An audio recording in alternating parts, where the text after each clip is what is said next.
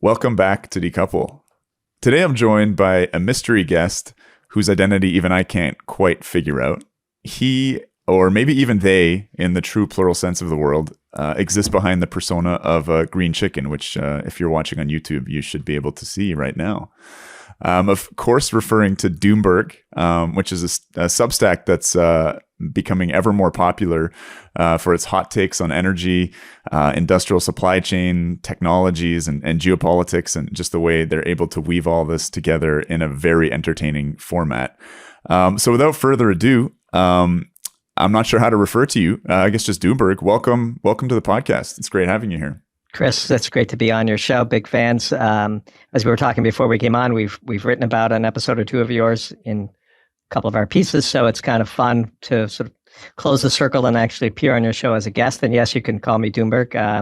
And we, as you said, it is they, and I sort of represent a team of people that are behind the Doomberg product when we appear on podcasts, but it is certainly a very small, tight-knit team that produces these pieces. Awesome. Yeah, no, I definitely thank you guys for that reference. It was to the natural gas masterclass that we did with Mark Nelson, and we got a nice little boost from your readership, so much appreciated. Awesome. So you kind of fleshed out a little bit in terms of the they here, but what else can you tell me about yourself? We do the famous self-introduction here, so if you can give me any other background so our listeners can get a sense of where you're coming from and I guess the lens through which you guys see the world, like I guess kind of analytic lens. What else can you give me? Happy to do so. We are a bespoke consulting firm in our real lives. We derive from heavy industry. On our team, we have integrated across all of our members. We have several decades of pretty relevant experience in the commodity sector, heavy industry, sort of oil and gas type background. And we think sort of the unique inefficiency in the content creator space that serves the investor class and Wall Street is that there aren't many people that actually come from a background of industry that are willing and able to talk directly about the consequences of some of the decisions because of career risk or going along to get along and riding the wave until they retire and they exercise their options and let somebody else sort of fight on these issues. And in fact, if we had remained sort of in senior leader roles at large companies, we would never imagine starting a Substack or a Twitter account. But because we run our own firm and it's pretty bespoke and our clients know us very well and we do good work for them, we're more free to articulate some of the dot connecting that goes on when bad decisions get made and real consequences are suffered. And so we have a lot of sort of nuanced analysis approach. Our consulting firm is essentially, you can think of it as a think tank. Our clients pay us to think about problems in unique ways. One of the big attributes of our firm over the years has been our ability to distill complexity and to articulate and explain complex problems to non-technical audiences, i.e. our clients, and who happen to be sort of wealthy family offices or C-suite executives without technical backgrounds. And our ability to do so has always been noted by our clients. And then in reality, what happened is COVID hit and we lost a big chunk of our business because we had a large client base in publicly traded companies. And a lot of consulting work got turned off overnight when COVID hit. And so we had to reinvent ourselves. And one of the ways that we reinvented ourselves was to observe that the gig economy for brains was unfolding. Things like Substack and YouTube and Twitter have sort of distributed the manner in which people educate themselves and entertain themselves. And we started consulting in the space and we started helping people run their content creation businesses better. And then it occurred to us that, well, we could just do this ourselves. Like we have the skills necessary in-house. And it's been an incredible journey. We've been 8 months into this project. We've had remarkable growth both on Substack and on Twitter, which is the other main place to find our work. And it's been thrilling, humbling, fun, exciting, all at once. And it truly is the work of our lives. And our long-term intent as a firm is to have Doomberg be the thing we do, and to put our advisory business on sort of runoff, keep the clients we love. And we've already stopped accepting new clients as we focused a lot of time and energy and resources on developing the Doomberg brand as a media property. And so it's been a whirlwind 2022 ahead of us, a whirlwind 2021, setting up for a great 2022. Never would have imagined when we entered, 2021, coming off of the depths of COVID, that this would be what we would end up doing. But it's been a magical journey, and it's been a ton of fun. And here I am talking to Dr. Chris Kiefer. I mean, come on. You've made the big time now. So one thing that's really great, and I hope it continues, is just how accessible your content is. I guess at some point people tend to financialize. I'm not sure if that's the right word, but monetize, earn money off of monetize. There we go, monetize their Substack. So if that happens, I'll certainly become a subscriber. But it's been wonderful getting to know the content. It's there's a ton that's freely available. We'll put a link to that in the show notes. I guess one more question. I mean, when I search you guys, sometimes Bloomberg comes up instead in terms of search optimization. But what's with Doomberg? Why did you choose that word? So it's a great question. I'm a Bloomberg terminal fanatic. I love my Bloomberg terminal. It's become part of my sort of identity. It's how I consume a lot of information. And also, you would characterize us as in the subset of people who are concerned about the direction in which society and the economy are headed. And the phrase doomer is sort of used as a denigrating phrase for a certain subset of people that are always worried about the next crisis. And I would confess that I would fall into that category of people.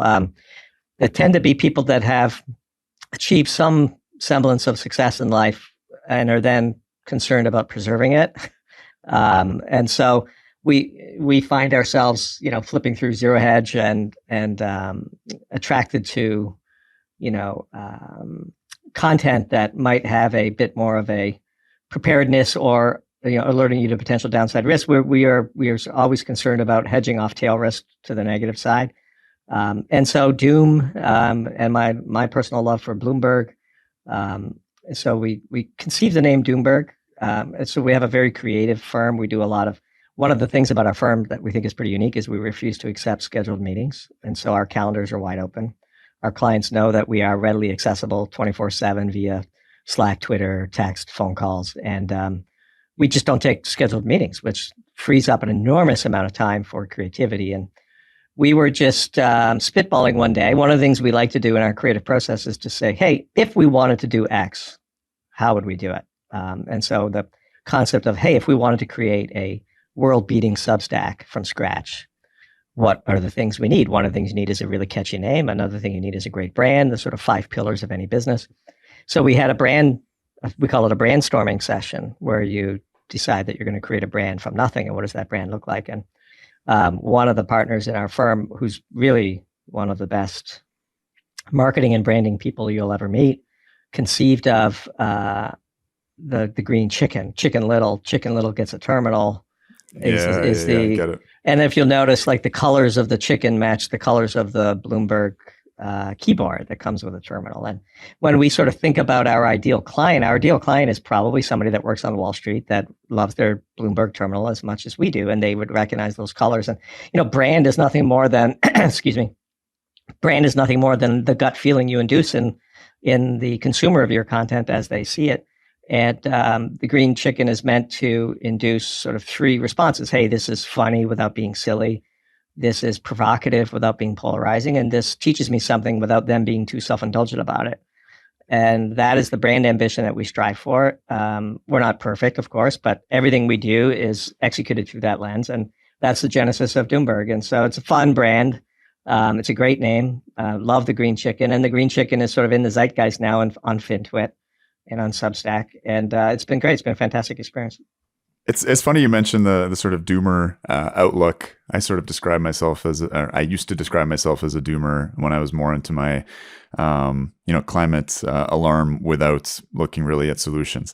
And I feel like I've moved past that, and it's been very psychologically healthy, and I'm a little more fun at parties now. But I think, you guys are also pretty constructive, and I'm not sure if like optimistic is the way to look for it, but I think you're providing an analysis that can hopefully steer us in a direction, or at least alert us to some of the mistakes and problems we're making. And it's interesting, like, I come from the political left. I have described myself as kind of like an anti-imperialist for a lot of my life, and maybe sort of cackled with glee at seeing the West decline a little bit. Been frustrated by military adventurism and things like that. But that's kind of transformed more recently into a real worry for the state of the West. Just as someone who lives in Canada, in this society, raising a child in this society, I really don't want to see the society in which I live decline. So it's been a kind of a change in worldviews. Not having abandoned all of my previous commitments and principles, but it's just been interesting. So I wanted to kind of mention that. Very similar life journey to ours. It's funny you say that, because we're not actually pessimistic people in our day lives. We're optimists, and we believe that we can play a part in informing this debate and making sure that our decisions, which are being made by our leaders, are done with the maximum amount of useful information possible. Right. So I think something that is fundamental, at least within investor circles, is attempting to predict the future, which is always a very messy activity. It seems like if you don't have a very global sense of all the variables, and you make one mistake, as time advances, your predictions can become increasingly more uncertain and often wrong.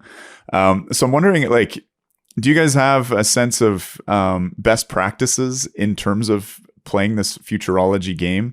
And what do you see as some of the pitfalls that people are making? I mean, we live in a world where there's a shit ton of modeling going on.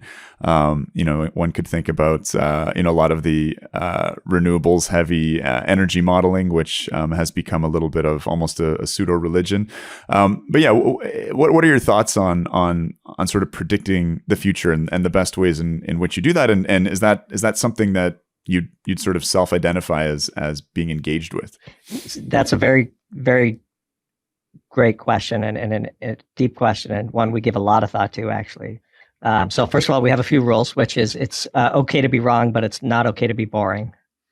Our objective is to be provocative without being polarizing. That's one of our 3 brand ambitions. And the other thing is, when we do make a prediction, we lay out the assumptions that go into that prediction, and we try to lay out the ways in which that prediction might turn out to be wrong. So you can couch your predictive language in ways that leave you an out, so to speak, which is not it's not a lack of courage. It's a acknowledgement to reality that it is, as you say, impossible to model, especially complex systems with sense of dependence to initial conditions and various flows, and things come out of left field. Nobody had, civil unrest and riots in Kazakhstan in their week 1 bingo card for 2022. So, but we've gotten a lot of things right. We've gotten a lot of things wrong. And then we have a firm mistake management rule, which is mistakes should be rare, admitted to, corrected, and learned from. And so when we make a prediction that turns out to be wrong, let's go find out why, and what assumption did we miss, and how can that feed our ability to become better predictors in future pieces. But I don't think any of our readers are pulling up Doomberg expecting 100% certainty on the prognosis of the future. Right? They're picking up Doomberg to be entertained. So they want humor without silliness. They want provocation without polarization, and they want instruction without self-indulgence. And we try. And by the way, in the editing of our pieces, every paragraph goes through that lens. Like, is this needed? Is this silly, or is this funny? Is this provocative, or is this polarizing? Does this teach, or is it really just self-indulgent? And it doesn't survive if it fails the brand ambition to the best of our ability. No content creator is perfect. The occasional typo finds its way into our pieces. That this is life. But nobody wants a publication that doesn't at least try to predict the future, especially the ideal clients that we're serving. Again, like our ideal client is probably in the investor class and is looking for unique ways to think about problems that feeds their investor process. So one thing we don't do is we don't make stock selections. We don't give recommendations on investments. We give data and we give insight and we connect dots in a way that informs other people's investment processes, because we're not licensed investment professionals. We don't give investment advice, and so on and so on. And so this is sort of the niche that we try to occupy. Well, let's get. I think we've learned a lot about you guys. Let's get into some meat and potatoes here. and I guess this will kind of build off of that futurology question and maybe get into some specifics. But I was very energy naive at the beginning of my podcast journey. We're coming up on I guess our 2-year anniversary is actually not till May, but we've created a lot of content. We're over 110 episodes in, and I've certainly learned a lot as an outsider, and it's given me a pretty non-specialist and broad way of looking at things, which I think has some value. I acknowledge and hopefully come through with a bit of humility about some of the editorial lines that I take and that I could be really off.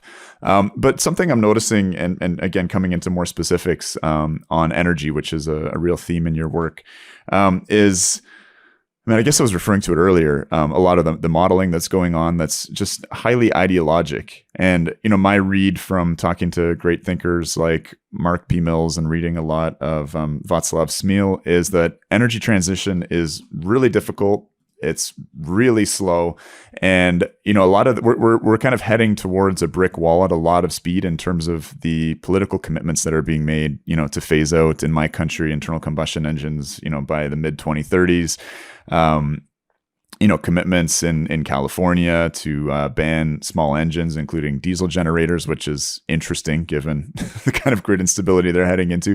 There's kind of countless examples, and for me and my read, and maybe you can tell me, how this fits into your thinking, but this idea of net zero is, if even possible, a centuries project, even with the best policy in place, with industrial policy that's cohesive, following the best evidence, not sort of green ideology. So I guess to roll that into a question, as we're in an energy crisis right now, like those ideological commitments steering modeling, I think obviously there's a big problem there.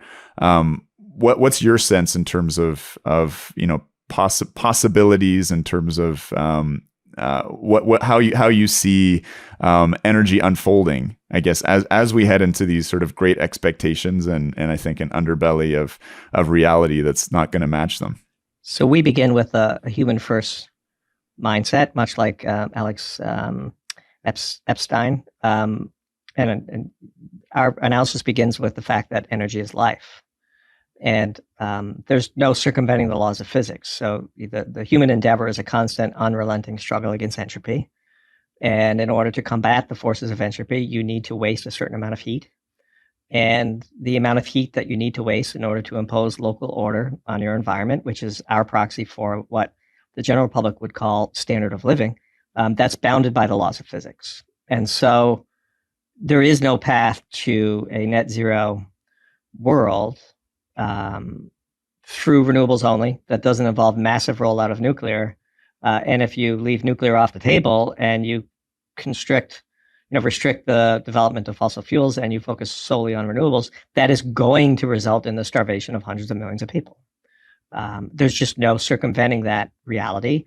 That brick wall will be faced because, as we said in a tweet that went viral, for us at least, in the war between platitudes and physics is undefeated.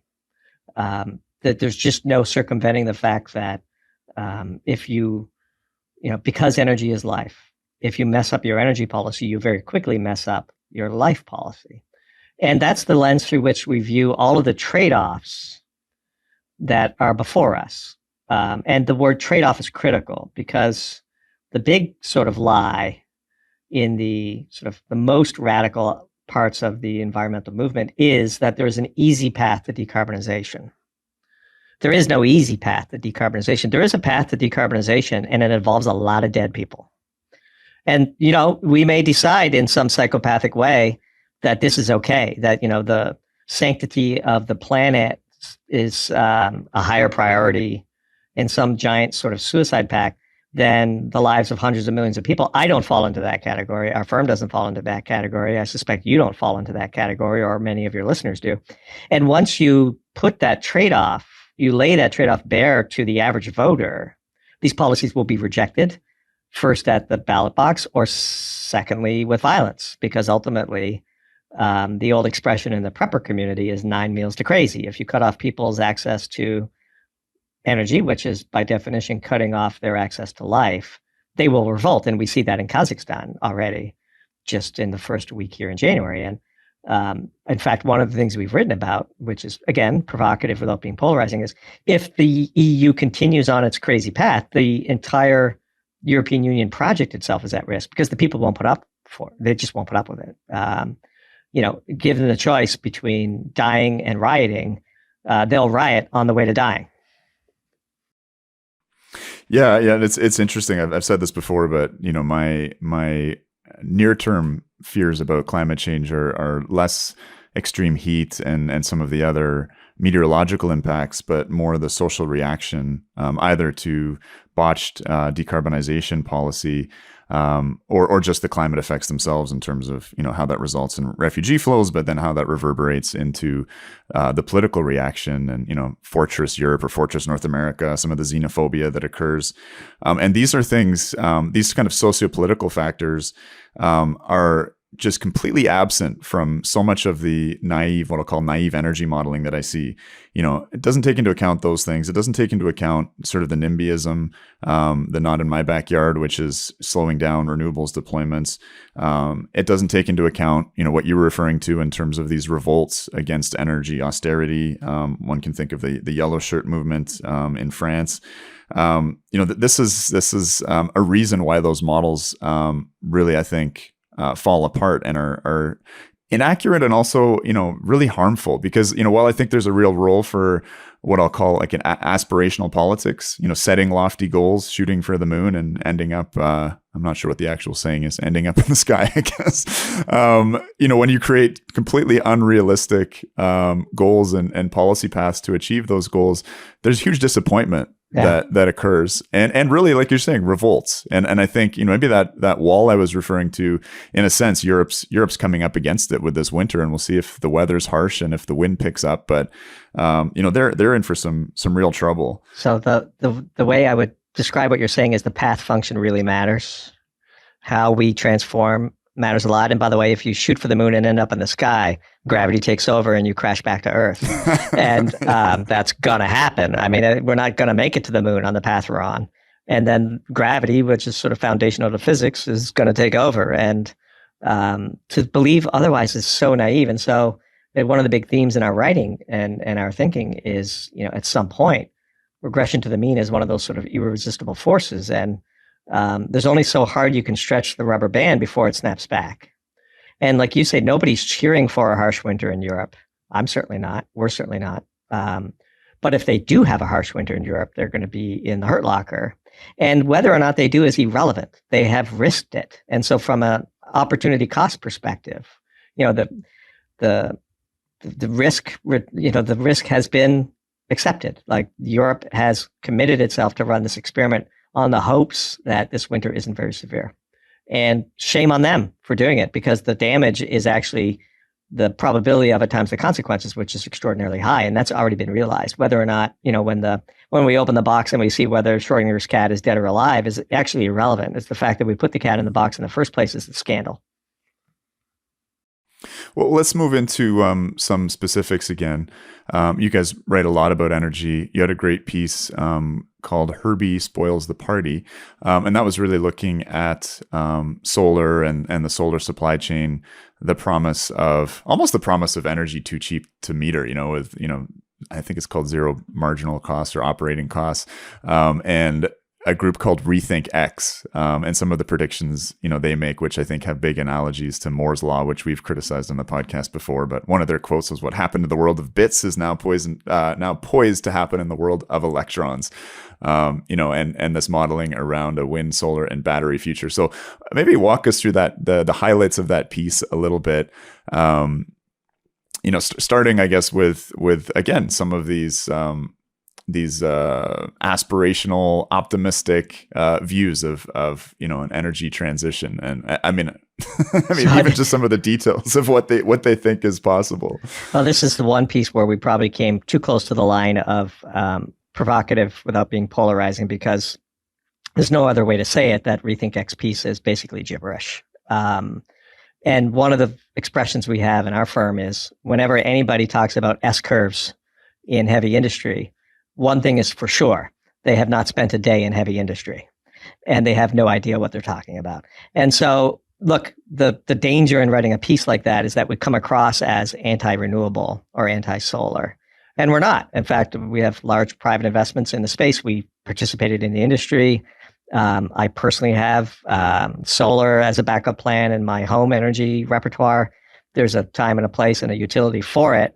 But this piece that RethinkX put out is, I would characterize it as very dangerous. It's dangerously naive. And frankly, it's easy to rebut. So the heart of their proposal is that to circumvent the capacity factor limitations of solar, which are widely known, that the solution is the U.S. should just simply build out 4 to 5 times the nameplate capacity of the entire U.S. grid with mainly solar and a little bit of wind. And that they could supplement that with a massive rollout of batteries, such that by 2030, Chris, not like, but in years, that the U.S. could be 100% free of all fossil fuels. And they predict that, they demand that we should stop all investment in the fossil fuel industry. And we point out the one simple devastating constraint. And Herbie is a character from a really famous management book called The Goal. And Herbie is sort of the overweight kid in a Boy Scout troop that's slowing everybody up. The Herbie for the solar industry is the production of polysilicon. There just isn't enough of it to even begin to satisfy the rollout that they say is not only necessary, but easy. And we were in the polysilicon industry when China ruined it. And we tell the story. China stole the West's intellectual property. They used slave labor and cheap, dirty coal and minimal environmental remediations at their solar factories to produce polysilicon and to take over the entire world's polysilicon production effectively. The U.S. only has 3 polysilicon plants in the entire country. The last one cost several $billion and took 5 years to build. There's no way that those plants would get permitted. The same people that are proposing this would oppose the permitting of polysilicon production in the U.S. China owns the market today. And the first thing China did when the energy crisis that started in Europe and leaked into Asia unfolded is they cut off the polysilicon production, and the price of polysilicon skyrocketed. And so they attribute the ever decreasing cost of solar to hand-wavy innovation, S-curve type ARK Invest stuff. And we would point out that the vast majority of the cost improvements that one perceives in the market are driven by the fact that China stole everybody's intellectual property, used slave labor and cheap coal, dumped overproduction into the Western markets in an effort to put everyone else out of business, which largely succeeded. And now, once we have a monopoly control over supply by people who don't like us, the energy crisis lays bare the fact that physics is undefeated. This is not a perpetual energy machine. The payback period on solar is what, 4 years, 5 years on an energy perspective, not a dollar perspective. And so where does that energy come from? Well, the moment energy became short in China, they shut off things like polysilicon and magnesium and other energy intense inputs that are critical to the production of almost everything that we enjoy in society. And so in the end, polysilicon will constrain the growth rate of solar. The cost of solar going down over time has begun to reverse. This is all very easy to see for people that have actually spent time in the industry. I can assure you that the authors of that report spent 0 time in heavy industry. And in reading their bios, it's pretty confirmed. And look, it's one thing to have an opinion. It's another thing to have your opinion be so totally wrong and dangerous and convince uneducated policymakers that something that is impossible is possible. And so that's the one piece where we became a little bit strident, I would say, in our writing. But it's a dangerous piece. Like, people are going to die if they believe you and implement your proposals. We'd rather not have those people die, because we begin our analysis with a pro-human mindset, and that energy is life. And when you mess with energy, you're messing with life. Right. No, like tons of themes there. It's one of them is the downstream effects of the energy crisis, which is something I want to get into a deeper discussion about. But one of those unanticipated impacts, I guess, of divestment from fossil fuels around climate policy. I mean, there's a few other factors at play. The economy rebounding after COVID. I think people were saying in the late fall, and now we're here in Omicron territory. But precisely that, I mean, the reason that China's only allowing these polysilicon facilities to operate, 2 or 3 days a week is they're trying to steward their energy resources and avoid social discontent and avoid, as a result of blackouts because of how energy intensive polysilicon production is. So, I mean, one of the sort of maybe it's more of a joke than a truism, but something that I see is that cheap fossil fuel energy really enables renewables. Renewables do quite well when natural gas is cheap and affordable, because it, as some of the adverts in airports say, it's the perfect partner. It pairs well. And when energy prices go up and fossil fuels get expensive, whether it's the OPEC crisis in the 70s or what we're currently experiencing in Europe, there's this talk about a nuclear renaissance, which is occurring. So it's an interesting world that we live in. Another theme that you really mentioned is the way in which China is starting to completely dominate and sort of vertically integrate large and really strategic industries. And you guys have a great piece on magnesium there that I'd love to dig into. I think a lot of people take this stuff for granted, but it's a really, really important trend. People are aware of kind of how China's monopolized rare earths, but now we're talking polysilicon and something like magnesium. So why is magnesium important, and what's going on here in terms of the West sort of surrendering this industry? Yeah, and to be very clear, when we point out that China has come to dominate these industries, we don't blame China. We blame ourselves. We have allowed this to occur under our own watch in ways that I think are highly irresponsible, and China is solving for China, as they should. As you said, yeah.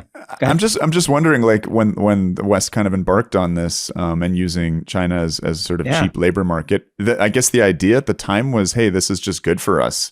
It's going to make us a lot of money. It's efficient.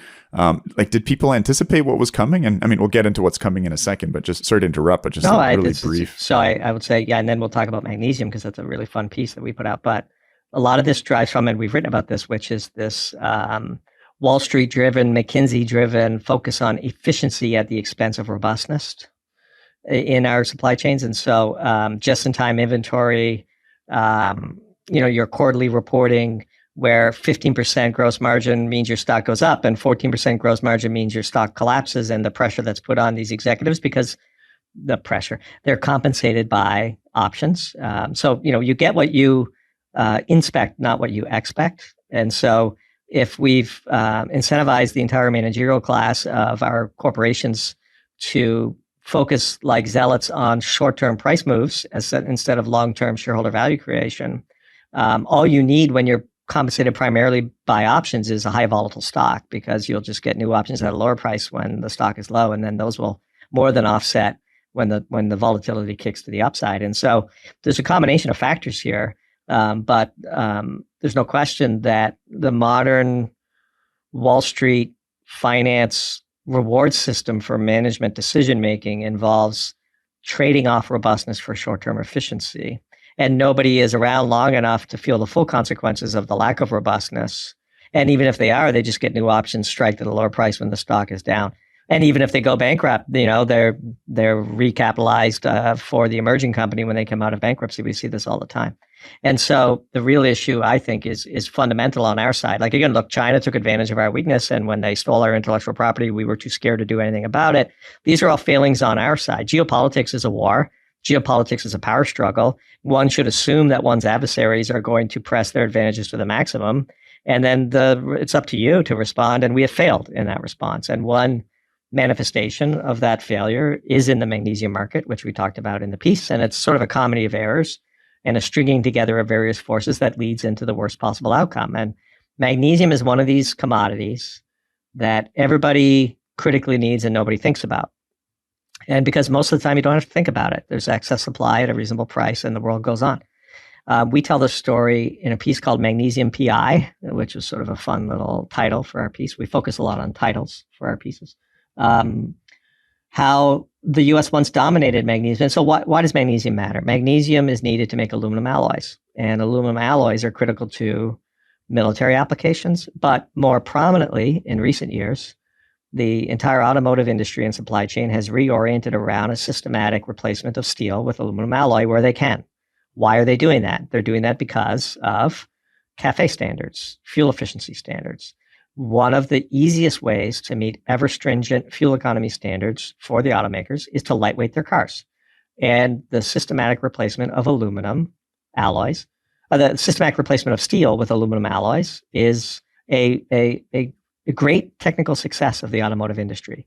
They have taken hundreds of pounds per vehicle of weight out, and that has allowed them to meet fuel economy standards, which has allowed this trade-off of personal mobility with fewer carbon emissions that everyone is aspiring to. That's all great. That's wonderful. You can't make aluminum alloys without magnesium. And the US, which used to dominate the production of magnesium, now has one facility in Salt Lake City, outside of Salt Lake City, that is a target for closure by environmentalists because of, to be frank, a shoddy track record of environmental performance and labor treatment. But that's all actually, we believe, in response to China taking over the market, flooding the world with cheap magnesium. Again, ready access to what we will call slave labor, let's just call it what it is, and cheap, dirty coal. They flooded the world with cheap magnesium. The Western producers lost money and had to go to business. And so now we find ourselves in a world where entire critical to the economy supply chains are heavily dependent on aluminum alloys. And you can't make aluminum alloy without magnesium. And 85% of the globe's production of magnesium occurs in China. And that's yet another commodity that the Chinese Communist Party turned the knob off when the energy crisis broke out, because they could supply their own needs and there's no need to export that energy. Things like fertilizer, magnesium, aluminum alloys, that's just stored energy. That's just stored fossil fuel energy floating around the world in easily shippable forms. That's the way you need to look at it. And so when the energy crisis broke out in Europe and spread to Asia, Asia, because of our own fallacies, has become the manufacturing heartbeat of the world. And we liken this to the snapping of a whip, that the tip of that whip is going to strike the floor of our delicate supply chain somewhere loudly in unpredictable ways. And ultimately, the price has to be paid. Physics will not be denied. Yeah, I mean, the chickens are really coming home to roost. And I guess this is another anticipatable but unanticipated downstream effect of the energy crisis. You mentioned fertilizer, and these critical inputs. Robert Bryce just had I think he's a rare earth mining specialist, investment advisor, Jack Lifton, on, and I thought it was such a powerful show because it really illustrated that China, and I think these other countries, especially China, which is developing a real strong domestic market, is going to place itself first, which makes perfect rational geopolitical sense. And if there's a shortage on energy and a shortage on production of magnesium or rare earth minerals or whatever else, they're going to use what they need. Not just for their internal market, but I guess for their manufacturing, and what's left over, they'll sell to the West, which has created this incredible dependence relationship. It's really quite striking the way we've shot ourselves in the foot, and I really worry that it's emblematic of a kind of decadence and kind of terminal decline. I don't know that it's reversible. It's like you have, and we just continue to weaken ourselves in terms of some of the energy choices we're making. And, we're still relatively very rich societies. And I guess we have the luxury of making huge policy missteps. Energy is the secret ingredient in everything. So creating a disastrously expensive and unstable energy system is a luxury that we can maybe afford, but I don't know that we can bounce back and still have the strength and the resources to do it all over again with a sensible energy policy. Here we're getting a little bit doomer, but do you see a path forward in the West for us to kind of bounce back from this and arrest this, what I'm calling kind of a terminal decline, maybe too pessimistically? I do. So we wrote a piece called "America's Energy Strategy is Bonkers." It was an early piece of ours, and where we laid out our energy policy. And again, I don't want your listeners to assume that we're just, protectors of the status quo. We do believe that that you should systematically replace coal with natural gas, that you should build out nuclear alongside a rollout of renewables, that you need a steady baseload power, and in fact, the higher proportion of renewables that you want in your grid dictates that you should have a higher and more reliable, stable baseload to help it. We have personal investments in the solar and renewable energy space. We do believe that There's some very fascinating technologies in energy grid storage that don't involve batteries that are very interesting that we've looked at. There is a sane path forward. And while the path function does matter, ultimately, the Western democracies are characterized by selling on the best solution after trying all the worst ones first. We do think that there's only so crazy this situation can get. So, for example, if Northern Europe, were to experience a massive cold snap in the later weeks of January, early February, and a true crisis unrolled, we think social unrest would follow and a new order would be established. I mean, the people won't put up with it. They will put up with a lot, and we're finding out, just how much people are willing to put up with. But I mean, the response, like just on energy, like the response is what exactly? I mean, if we do a big nuclear build out, that takes 5, 10, 15, 20 years, Sure. Especially the ways in which we've impoverished our ability to actually get these things built and even just the human resources to staff these things. If, we decide to hell with climate goals and, go big on fossil fuels, the North Sea gas deposits are rapidly depleting off of the coast of Britain. I think it's called I can't pronounce Dutch, but there's a big Dutch oil field. I mean, Europe's kind of running out of energy options and is dependent on Russia now. Like I have a hard time seeing Europe being able to bounce back from this intelligently. Necessity is the mother of all invention, and we've been through supply crises before. And nobody would have predicted the shale revolution and, fracking and just how robust America's energy production became in a very short period of time. We are techno optimists in a lot of ways. There are areas where the S curve of innovation are true and matter. And so at its core, left unfettered, the human spirit is one that evolves, that excels, and that creates and invents and has a way of sort of overcoming our worst impulses and our dumbest decisions. And we are at our core optimistic. We're pessimistic that we will choose the path function of least pain. And maybe you need that pain to inspire the inventive spirit and the innovative spirit of humans.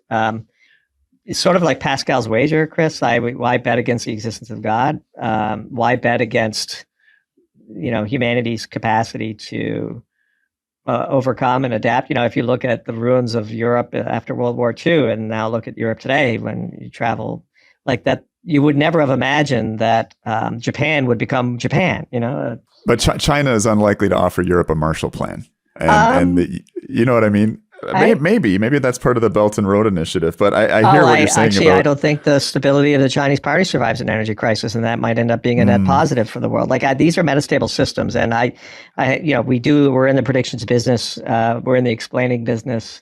One thing you can't ever do is truly understand a nonlinear system where there's extreme sensitive dependence on initial conditions.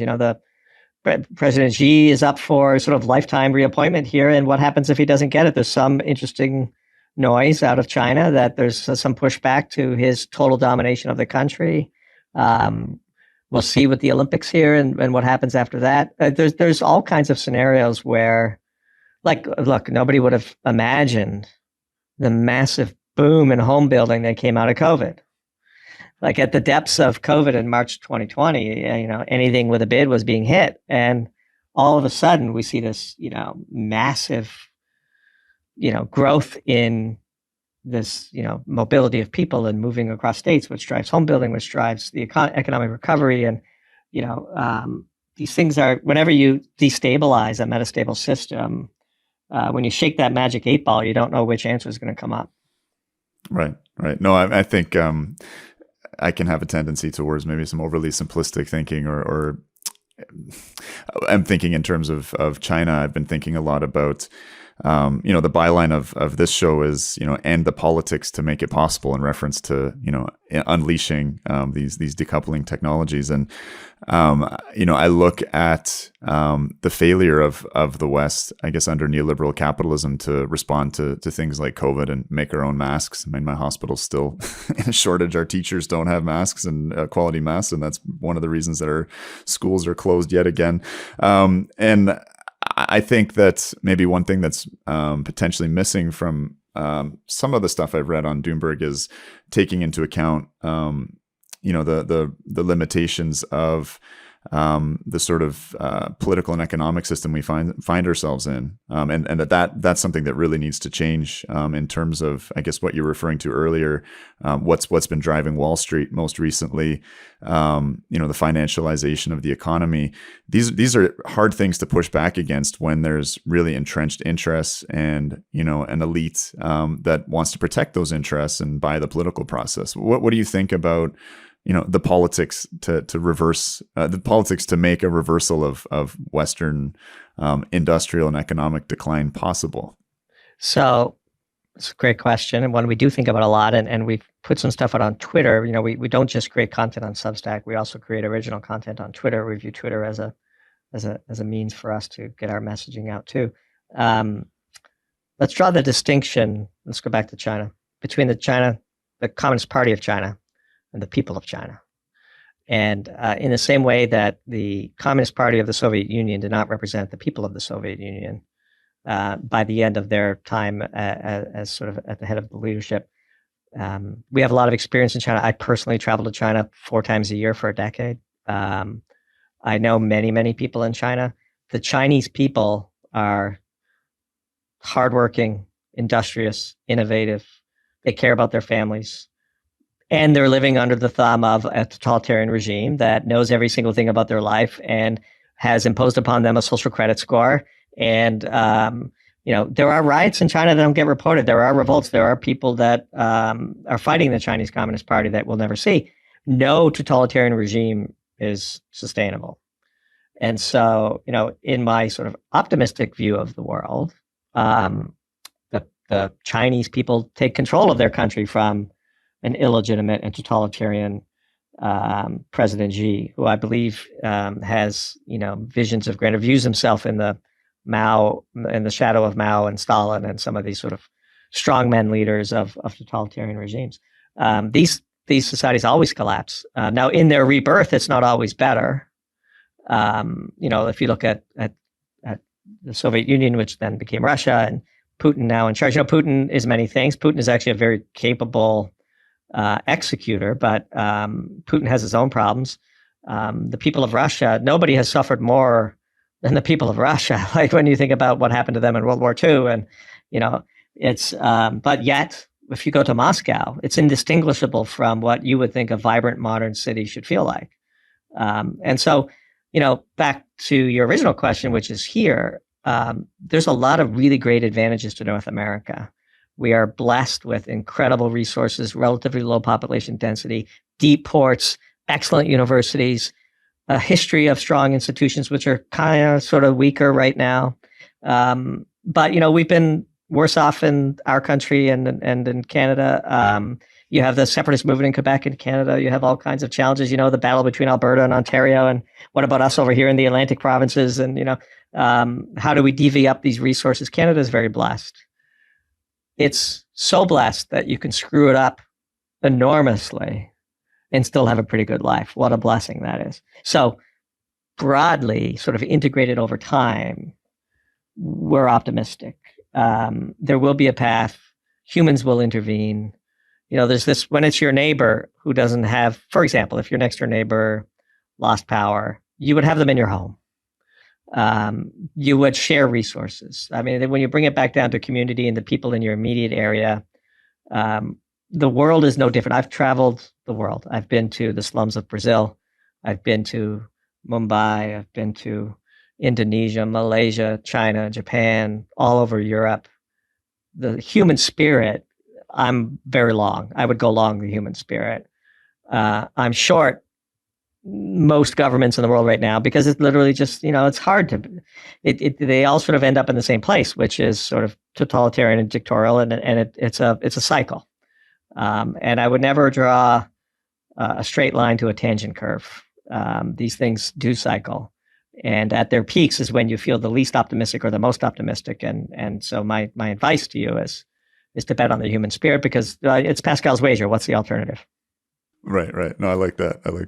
I mean, I do think there's some pretty strong and vital differences between, the terminal stages of the Soviet Union, which was just headed for an inevitable collapse. And, Chinese authoritarian capitalism, which is still, causing all boats to rise in China to a large degree. They're sort of at an economic peak right now. I would tell you from my personal experience, again, it's just everyone has their vantage point from which they view problems. I think the line of the Chinese Communist Party is, the socialism with Chinese characteristics, as long as they're, keeping their population content, that they'll put up with this I can assure you that you don't have to scratch very deep, even within the Chinese elite who are experiencing the most benefit from the current system. They would be very careful never to say it. But, when you look them in the eye and you've had a few drinks and you've had, you speak in code, everybody knows what the score is. And nobody likes to be dominated by their government, even the rich people. Oh, yeah, absolutely. Probably especially the rich people. Especially the rich people. And in fact, a friend of mine, Cuppy, says like revolutions are started in between the 90th and 99th percentile of your population, not the top 1%, but the next decile down. When they revolt on the top 1% is when society is destabilized. And, we like to, in our writing, we like to sketch out our opinions and predict the future, but also to provide our readers with milestones to look for. And one milestone to look for is this Xi renomination in 2022, basically where he's positioning himself to be, emperor of China for life. If he pulls that off, it's going to be interesting. If he doesn't, it's going to be world changing. I mean, I think the Wall Street likes stability. And so they would take a stable Xi if they can make money off him, because look, Wall Street will there's lots of things about the North American system that are very bad, one of which is the power of Wall Street. We have many readers on Wall Street. Plug your ears. If you can make a buck off somebody, doesn't mean it's right. And everyone in the West, in their models, as you say, your climate models, they're no different at their core than people's economic models. All of these trying to model nonlinear systems with multiple variables that you actually can't is an entire profession of people that with PhDs and stuff that is just sort of churning away. It's like predicting the weather. Wall Street's model today is Xi is going to be emperor for life of China. He's going to manage a soft landing on their property debacle, et cetera, et cetera, et cetera. Those models are never right. The climate models aren't right. The economic models aren't right. And our job is to understand what the milestones are for early detection of deviation from the conclusions of those models. And we're watching very closely what's going to happen with President Xi this year. Let's watch very closely what happens at the Olympics. This is a very major internal event for the Chinese, which is the Olympics. And, we've written a bit about the Chinese Communist Party. We wrote a long piece about how critical pork is and the pig industry is internally to China. Having flown there once a quarter for 10 years, we wouldn't claim ourselves to be world experts in the internal domestic politics of China. But we know enough to see some milestones and to write provocatively about it. Let's shift gears a little bit. I love taking some issue and being critical of my guests. I guess one question I have, and you've said it a couple of times, is kind of your editorial line on wind and solar. I had to take an editorial line pretty early on, and it was relatively easy for me to do because I make a living as a doctor, and I don't really rely on people with agendas in terms of funding for this podcast, et cetera. But it was maybe a little bit of a tricky decision in terms of social sanction from a certain spectrum of my listeners or potential listenership, and that is around what position to take on wind and solar. And certainly, you risk, particularly if you're also an advocate of nuclear power, being labeled as a nuke bro and potentially delegitimized. There's a lot of language policing that goes on that I find really troublesome. But I made this decision to not kiss the ring of wind and solar, and I think my reasons differ a little bit from Alex Epstein's or Schellenberger's. There's certainly some overlap there. Big concerns about the impact in terms of destabilizing the grid, which I view as not only the lifeblood of civilization, but as a vital commons that we all depend upon, and whose undermining really affects poor people the most. But also, around just issues, again, like we've talked about, decay of the West, both in terms of creating an unstable grid, but also in terms of the kind of jobs, the industrial base that's possible with wind and solar, especially in comparison to nuclear. So I'm just wondering, you mentioned like you have investments in it, you have solar panels on your house, et cetera. I mean, Warren Buffett's famously said that, the only reason to get into wind is the tax subsidies and incentives. I mean, what's behind your editorial line that's inclusive? Because you said physics don't lie, and I want to be challenged on this. Sure. I look at wind and solar, I'm like, maybe some off-grid applications. Solar water heating seems to make a lot of sense. But I can't see a role in the creation of electrons for a grid that is so unstable and just so defies the necessity of supply matching demand second to second. I don't get it. So maybe you can convince me or explain your editorial line. Sure. So it's a very valid criticism, and I can understand how one might assume that our acknowledgement of a place for solar and wind is us kissing the ring of the sort of the most violent part of the environmental movement spectrum, so that we can maintain our voice and not be canceled. I hate the word climate denier, and denier is such an offensive word. It has a context that is offensive to me personally, because obviously what it throws back to is that you're basically a Holocaust denier, and you're no different than the people who deny the Holocaust. That's the intent of that word. It's to denigrate and shut down debate, and I hate it. We come at solar in particular. Wind is a different issue, which we can talk about. We actually have pretty extensive experience in the wind industry, especially in China before that market collapsed in the late aughts. We come at solar through a preparedness and individualism mindset. And so we start at the home factory outward. And to the extent that the global economy has evolved to this just in time supply chain, means that we as preparedness type people have to build that working capital in our own homes to protect ourselves and our families and our communities against shocks from the macro world. And so the purpose of solar and the batteries that I have in my home, which I like, it is a totally uneconomic decision if you view it through the narrow lens of what is the cents per kilowatt hour I'm going to pay for this power. Viewed through the lens of insurance with a contributor to, I don't need as much energy from the grid, then it makes a lot more sense for me, for us in the Western world. And then there's another part of it, which is if you stoke that industry by being an early adopter, you can invest in innovative technologies that can lead to higher efficiency fuel cells, better batteries, better storage situations. It's not ready for wide-scale deployment, but I don't think that means that you shouldn't do it at all. And if you're going to do it on a grid level scale, then you must do it in partnership with the rollout of nuclear. So we've been very clear. We're not supportive of wide-scale adoption of solar and wind without a wide-scale increase in nuclear first and hopefully natural gas second build out. And the policy that we object to the most is the insistence on the adoption of solar without the concurrent and necessary investments that would avert the destabilization that you speak of. But for me personally, for example, I see great value in the array of energy equipment that I'm able to procure as an individual consumer, and I wouldn't rob anybody of that because I view the solar panels that I do own and the batteries that I do have and the generators that I do own as robust insurance policies against the grid collapsing. And by the way, I have plenty of evidence that there's a high chance that the grid is going to collapse. I call that the Nigeriaification of the grid. It's essentially it, right? And so and that's, by the way, that is a very valuable tool to allow consumers to acquire, and we paid for it. I mean, I could assure you that I would have more money in my bank account if I hadn't acquired all the things that I have in my home as a backup plan. That's not what I'm solving for.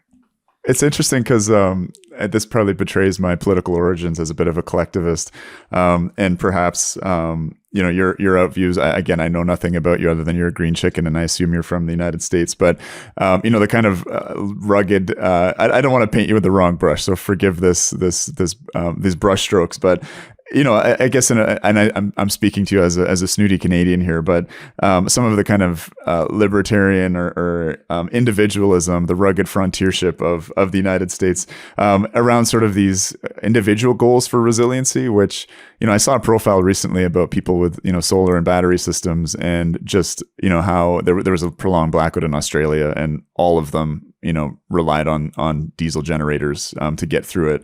But, I care a lot about resource allocation, and particularly in times where we're trying to make big changes. And if that's decarbonization, I mean, one can, I think, easily intuit that that's, this sort of individual starting from the home up, building your personal resilience with solar and solar and batteries in your house. It consumes an enormous amount of resources. And that's kind of the Nigerification thing, is, that Nigeria has multiple times more capacity in its diesel generators than in the grid, because of grid defection, because it's so goddamn unreliable. And that's sort of, those more efficient investments in societal resiliency that we used to make in the heyday of the expansion of the grid, and in our sort of belief in the goodness of the grid, that's really faded away. So I don't know. I guess I kind of take issue, or I have a critique there of. It's totally sensible critique, and I accept it. But I would counter by saying, one, I'm unabashedly pro my family, and I would never delegate the total well-being of my family to the collective. And it's a free country here, and perhaps less so in Canada, but still relatively free compared to the rest of the world. And you're free to spend your money however you see fit. The last thing I'm going to do is trust my family's well-being to the bureaucrats that run our grid. I too would love a grid where it was utterly unthinkable that I would need to think about backup plans for my family. I don't. Would you have trusted them from the 50s to the 70s? I think so. Or I guess, yes. Yeah. I mean, you go. Right. Yeah. So there's this distrust as a part of the terminal decline of the West. Yes. Perhaps, and by the way, I don't apologize for it. I love my family deeply. I mean, of course. And I would say this, like, we could use a little more of that in society, a little bit more of responsibility and people taking care of their own and helping their neighbors. We had a natural disaster in my community, and because of the preparedness mindset that our family had, we at peak we had 9 people in our home. We were able to provide those people with the ability to recharge their phones and food and drink and some dignity and a place to sleep. And they knew that they had friends that had thought of these things, and we didn't just keep it for ourselves. We were not selfish people. We're loving people. But if we hadn't done that preparedness, and then that situation would have been worse for those people. And I know in my heart that if the situation were reversed and we were in need, that those people would help us out. And so I think one of the causes of this decline that you fear, that I'm perhaps more optimistic about, one of the causes is this lack of sort of personal responsibility. Robustness begins at home, and if people want to criticize me for quote unquote being a prepper, knock yourself out. But that doesn't mean that I'm going to listen to you. I mean, I start with my children, and I, like most parents, I would do anything for my kids, and I don't apologize for being prepared. And to be frank with you, it's a wise thing to do in this day and age. That's not one of my criticisms for sure. but I do understand that integrated across society, if everybody did that, it would stress the grid. But I see nothing in the management or the sanity of the people that manage the grid that gives me hope that I could trust them. Yes, and so it's a very rational response. Yeah. And so and by the way, as a libertarian, I totally recognize your right to believe and advocate for the positions that you believe. This is what makes democracies work. Yeah, no, for sure. I think I've become much more of a big tent person politically, and that's been very good for me. Very good for me indeed. It's funny. We're running a little short on time here, but I did want to touch on this idea of how especially the jurisdictions that are so-called acting on climate with generally with large renewables build-outs and the limits and opposition to fossil fuel infrastructure like pipelines or even diesel generators to back up an unstable grid are shooting themselves in the foot. And that also includes the closure of nuclear in Germany, the I guess the forced electrification in California on new homes. I mean, with the noble idea of electrifying everything, but twinning that with the creation of a grid that's completely unreliable and puts everybody's life at risk. If everything is electrified, I was wondering, I guess, if you, and I guess your last example was in New England where, I mean, this was just wild, but the LNG imports, this is maybe too broad of a question with I'm bringing up like 3 articles in one question, but maybe just comment more generally on this sort of, this phenomenon of shooting oneself in the foot. Yeah, we would categorize that broadly as policy by platitude. And we sort of call it the cocktail party problem, which is, it sounds really great to say at a cocktail party of very important people. And that, people who have no understanding of physics or basic economics are making these decisions. And by the way, this is actually a consequence, again, of the fact that nobody with a brain would run for public office anymore. It's a gauntlet of terribleness that no sane person with any pedigree or capacity to create wealth in the private sector would ever embark upon. And so what you're left with is either the bottom of society or people who are unethical and sociopathic and are in it just for the raw power. And so I know many people in the industry who think our policies are insane and they just don't dare say it because, again, they're optimizing for themselves. So 2 pieces we wrote. One was a piece called California Ditzkrieg, which talks about the analogy between what Germany is doing to itself and what California is doing to itself, as you said so eloquently, which is basically trying to electrify everything while simultaneously destabilizing the electric grid. It's insane. And then in New England, this piece that you talked about is, again, New England sits 100 miles, 200 miles from the most prolific natural gas fields on planet Earth. And yet they won't build the pipelines. And so they import liquefied natural gas from Trinidad and Tobago.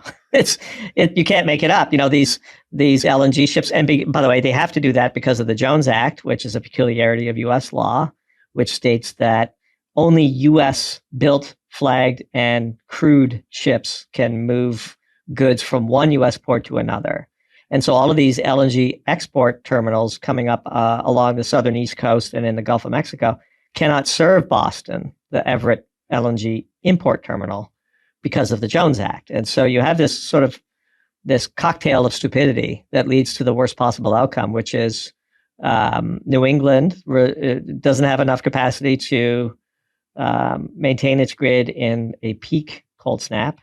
And one of the ways that they're trying to abate that, well, the 2 ways they do to abate that is to burn oil when they need maximum electricity and to import LNG from Trinidad and Tobago. So if you think it makes more sense to buy natural gas from a country halfway down the globe where what do these people think powers these LNG carriers, right? It's the natural gas on the ship. And by the way, they pollute and they do damage to the marine environment. If you think that is a better solution than simply extending an existing pipeline network from your neighbors in Pennsylvania, then you're frankly an idiot and you don't deserve to be in public office. And we point these things out. The piece did go viral. It was picked up by Zero Hedge, and between various platforms, we think it was read probably more than 200,000 times.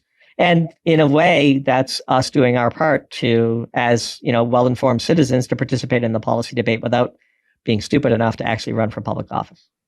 Right. No, I think the outsider position is much more enjoyable. I mean, it's just feel like it's so emblematic, and it comes out of, I guess, a climate concern, the opposition of the pipeline infrastructure. And then, I mean, as Mark Nelson was explaining as well, just, the physics of compressing, a gas down to a liquid. I think it's like 160 degrees Celsius, minus 160 degrees Celsius is required. I think you burn 20% of the gas just to have the compression process, the shipping. You end up doing something that's far worse for the climate and far worse as well just for your local economy. I mean, it's insane, these kind of contortions that we're putting ourselves through. We published a chart in that piece. New England is an energy crisis waiting to happen. We published a chart of the pipeline network in the U.S. You can go and look it up at the EIA website. And we just circled New England, which has basically no natural gas pipelines. And then we circled, the region around Pennsylvania, Appalachia, which is this amazing bounty, this national bounty, this domestic bounty of life, of energy, of natural gas. It's clean burning. It's much better than coal. Like, let's not let perfect be the enemy of the pretty good. But as we like to say, and signed off a couple of our pieces in this way, better isn't better when zero will do, when only zero will do. Like better is not better to these people. There is no trade-off. There's only no. And so they are going to provoke an energy crisis in New England, whether it happens this winter or next winter. There will be an energy crisis in New England. The people will revolt, and hopefully saner minds will prevail. And by writing that piece and having it go viral, our hope is, we can have an asymmetric impact on the debate, coming from industry with physics as our sort of our navigation tool, and the consequences of connecting the dots. Like that piece actually, I think, was very powerful. A lot of people reached out to us and said, "Wow, I hadn't really connected the dots in that way." Well, that's a useful thing we can do as market company. And we begin human first. We don't begin. We begin with, we should have the highest standard of living for the most amount of people with the least damage to the planet. Well, I mean, ultimately, we're all human first. I mean, really, when it comes down to you, but I mean, like when those people, like the worst Malthusians, again, I mean, they're your children first. Like we feel those family ties the strongest. Wow. All of these Malthusian environmentalists, if you say you first, they don't exactly do it, right? That's what I said to Alex Epstein on his podcast. My response to them is you first. Totally. And that's I mean, yeah, I don't think I could find any real representatives that would have the courage of their convictions. Well, there. we see it already with Elizabeth Warren bemoaning the price of natural gas at $5 per million BTU and threatening to cut off LNG exports, when in Europe it's at $60 per million or $40 per million BTU. So it wouldn't arbitrage. It wouldn't take much of an energy crisis here before people would revolt, even Elizabeth Warren. No, and I mean, listen, I have a chip on my shoulder as a nuke bro, I guess, against natural gas and the fracking revolution, because I think it was a contributor to, alongside construction incompetence and a number of other things, to the death of the nuclear renaissance in the early 2000s. But I mean, I'm sitting in a house that's heated by natural gas. I like being warm, and I think it was Paris Ortiz Wine's a fellow nuclear advocate, who was saying, like, ultimately, or maybe she was interviewing someone, but ultimately, like, you'd burn the last stick of furniture in your house. You'd burn your piano. I know someone who was in the Sarajevo siege, and their dad was a concert pianist, and they burned the fucking piano to stay warm. I guess I'm becoming a little more pragmatic, but it still makes me uncomfortable. But I don't know. It's a tension I feel, and ultimately, I mean, I don't know how you feel about this, but my editorial line is just to do my very best to chase down the truth and tackle it, and it doesn't matter if that's a little bit messy. As long as you layer over your content creation with a desire for continuous improvement, then you're a positive contributor to the discourse. The platitudes and the strident and the absolutism that befalls us is highly damaging to our society. And I would commend you for the fact that you're at least willing to reconsider firmly held positions. I'm willing to reconsider firmly held positions. Our team is. And like we say, we'd rather be wrong than boring. We want to be provocative without polarizing, but we've learned a lot just by writing these pieces and then reading the comments. We've learned a lot by people pushing back to us on Twitter. And we've changed our mind on a few things too. I mean, this is what sort of the natural debate and evolution of a democracy is supposed to entail. And so we're highly bullish natural gas. We're probably more negative on coal than many people that would otherwise agree with us think is appropriate. We don't think that anybody in the world should be burning coal if we can avoid it. Coal comes with all kinds of nasty side effects. We wouldn't rob people of the choice to burn coal, especially those in the emerging economies who need it. But as a strategy, less is better. And we have alternatives that are better. It is literally just better to set up, and that's why countries do it. It's better to set up a system that relies on natural gas than coal. If you're smart about it, if you're stupid about it, like Europe has been, then of course it's a disaster. But the US is awash in natural gas. There will be, perhaps regional crises like New England, but don't live there because the people that run New England are stupid. Yeah, I mean, I guess I kind of have some feelings towards natural gas that you have towards coal. I mean, with nuclear being, Sure. and I have the luxury of living in a province, or I guess the equivalent of a state, where we have sort of 65% of our grid being nuclear, which is still grossly insufficient to provide heating in the way that France does a lot of their heating with electricity, or Quebec with their enormous hydro resources heats the province that way. I guess, like there's so much more I want to talk to you about. Keep but going. I guess I got lots of time. Yeah, no, for sure, for sure. I mean, we will. I think this might be kind of towards the close, just to keep within our format. But I am curious about your take, maybe as a self-described, bit of a libertarian within the U.S. context. I'm still a little bit puzzled by why the political right champions nuclear energy, because despite all of the motifs that the left paints nuclear with as being the enemy of environmental justice, or being a source of enormous profits for the Mr. Burnses out there. I mean,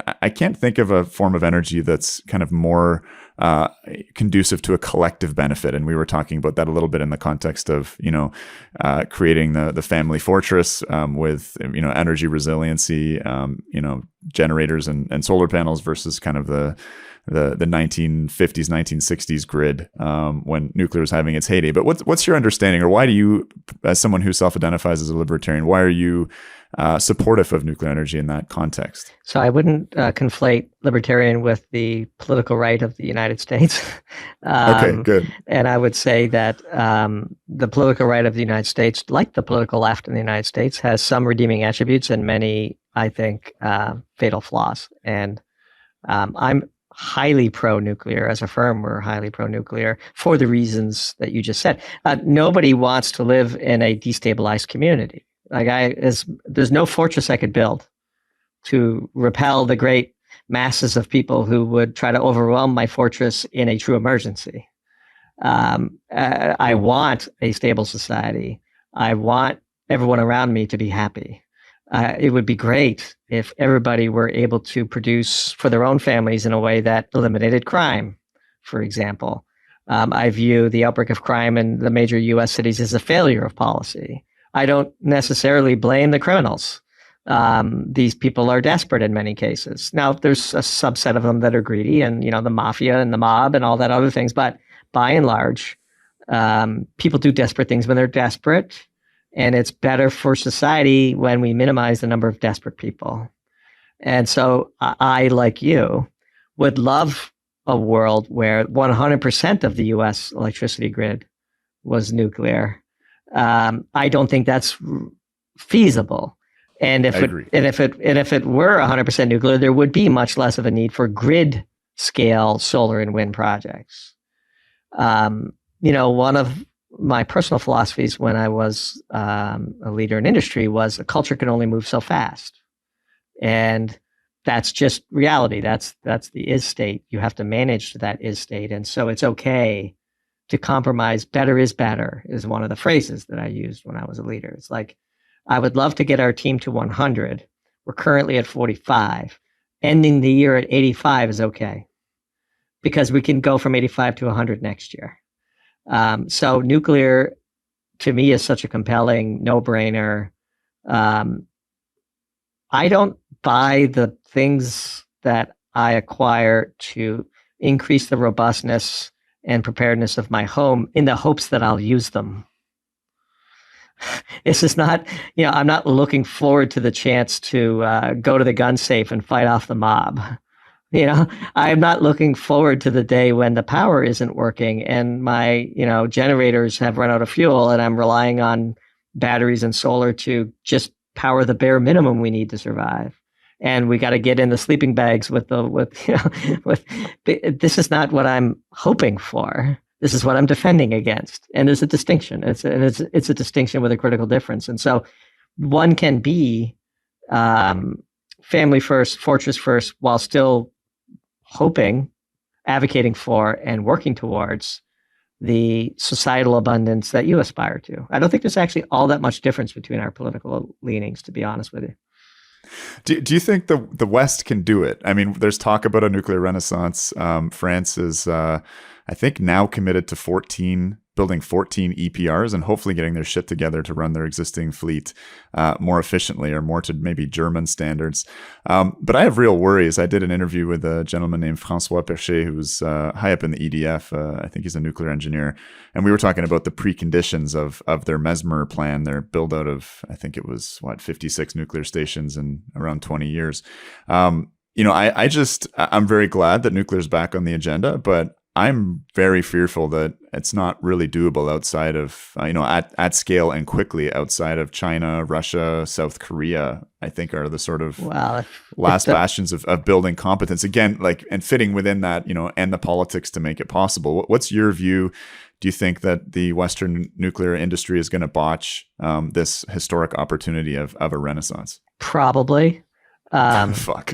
But if China does it, that, takes the foot off the gas of, the demand for fuels that we would use as an alternative. Look, I think we will try every stupid idea before we settle on the right one. And I think in the intervening years, I'm very excited about some of the developments that we're seeing in the fusion space. I know that's sort of like always 10 years off. We wrote a piece on it called "What If Electricity Were Free" and what that would mean. Again, I broadly speaking, at the 30,000 foot level, we are techno optimists. We do believe in the human spirit, especially,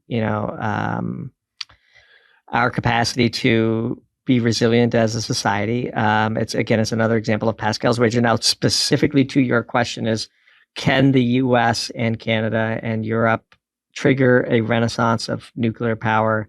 I think they can. And I do think that the technical innovations in the safety of reactors and the modularity of reactors, Gen 3, Gen 4, Gen 5 type reactor systems are underappreciated as a policy choice today, because people have been convinced by people like RethinkX that there's an easy solution, which is just overbuild solar and wind. So we have to try all the bad problems first. But the speed with which we can pivot, don't underestimate. I am actually quite optimistic. Mm-hmm. I think that's maybe where we'll have to differ, and I'll be a bit of the Doomberg guy here. The Doomer, shouldn't say Doomberg. And I'll do everything I can to try and change that. Well, if we agreed on everything, it would be a very boring podcast. Absolutely. No, I've had a blast. It's been a lot of fun, and I really encourage listeners to subscribe to the Substack. I've read literally every post there. That's doable in a little while. The posts are, I think, just the right length.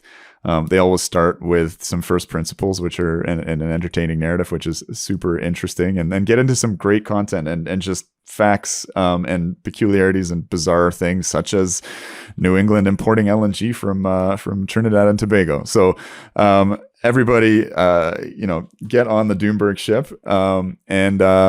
Little Green Chicken, thank you so much for joining in. It's been a really fun and fascinating conversation, and I'm sure if you're willing, we will be having you back as more of your great Substack pieces come out. This has been great fun. Absolutely, Chris. It's a real honor to have been on your show. I really appreciated the robustness and sincerity of the debate, and always happy to talk with other smart people about interesting topics. And so very much looking forward to our next appearance, and thank you again for having us on. And follow us on Twitter at DoombergT. So sign up for our Substack, doomberg.substack.com. I would be remiss if I left without at least plugging ourselves, because, the old adage is always be closing. So Absolutely. Okay. Thanks again. Appreciate it.